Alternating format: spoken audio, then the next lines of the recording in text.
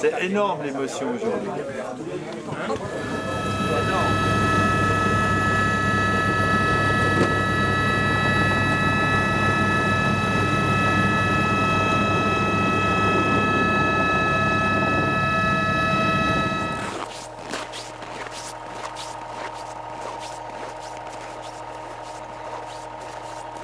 Nous sommes au niveau 3 et ce que vous voyez en dessus constitue la structure de la toiture.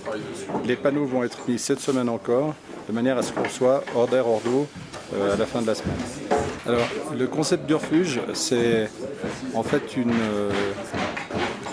composition de designer qui doit intégrer les contraintes de structure, dont la charpente de toiture, et tout ce qui tient ce bâtiment, puisqu'il doit résister à des vents de 260 km/h et des pressions qui vont jusqu'à 400 km² à l'appui et à 600 kg à l'aspiration.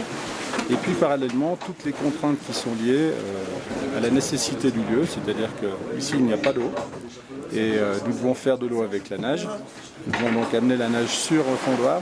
Nous avons défini la forme de ce refuge en soufflerie au Sémagreffe à Grenoble, de manière à ce que l'aérodynamisme crée un système de tourbillon sur le fondoir à neige et que la neige s'y dispose de manière tout à fait naturelle.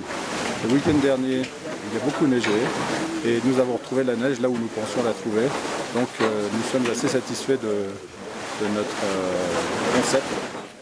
Cela étant, le bâtiment, lui, est un bâtiment qui répond aux normes HQE. Donc il y a un ensemble de dispositifs techniques qui ont été mis en place, extrêmement sophistiqués, qui ont complexifié la tâche de l'architecte, puisque finalement l'architecte devait essayer de rendre confortable et fonctionnel un espace qui est truffé de poteaux et de tuyaux de ventilation ou d'autres installations techniques.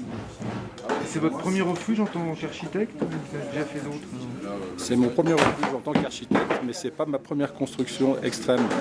Et ce n'est pas ma première construction en bois de cette importance, puisqu'avec M. Buchy, qui est l'ingénieur bois, nous avons réalisé l'une des plus grandes constructions en bois du monde, le Palais de l'Équilibre, qui est aujourd'hui le globe de l'innovation et de la recherche au CERN, le Centre européen de recherche nucléaire à Genève, et qui est un bâtiment en bois de 27 mètres de haut et de 40 mètres de diamètre. On en est où, Jean-Hugues, là? Oh non, commence, j'ai pas le temps là.